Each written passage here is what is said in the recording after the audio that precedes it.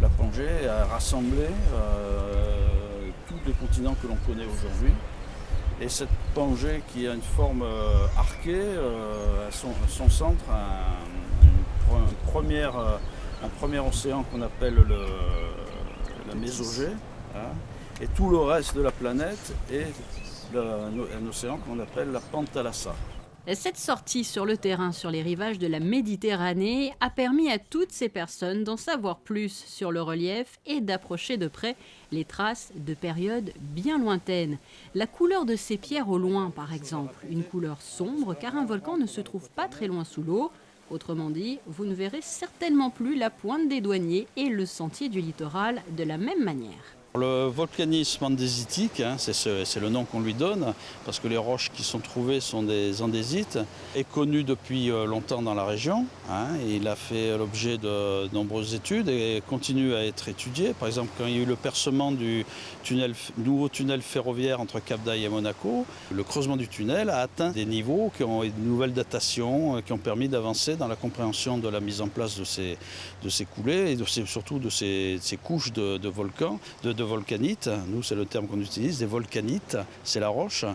Et pour être relativement simple, pour expliquer le processus de mise en place de ce volcanisme qui date d'une vingtaine de millions d'années, il faut savoir qu'au large là, de la pointe des Douaniers devait se situer un volcan, hein, environ entre 5 et 10 km, hein, puisqu'on a une anomalie gravimétrique sur le fond de la mer, hein, qui correspond certainement à la chambre magmatique.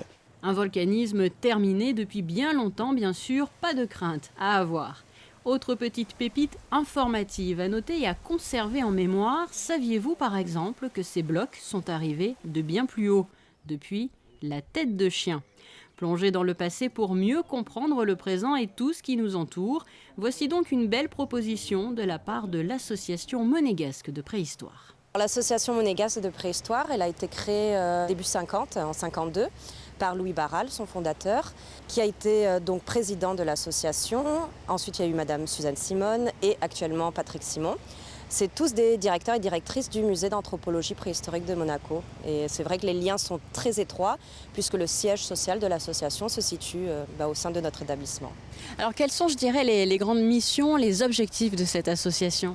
C'est le partage de la passion. Comme tout métier passion, l'archéologie, la préhistoire se partage, se fait savoir, se fait connaître.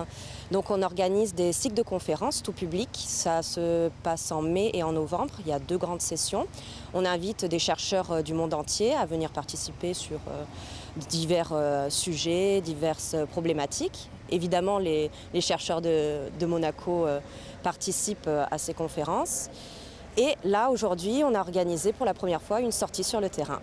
Et cette première sortie aura aussi permis de faire encore de belles découvertes. Un peu plus loin, la curiosité est toujours attisée et pour cause, il est possible d'observer des traces de taille de meule avant d'accéder à la Mala.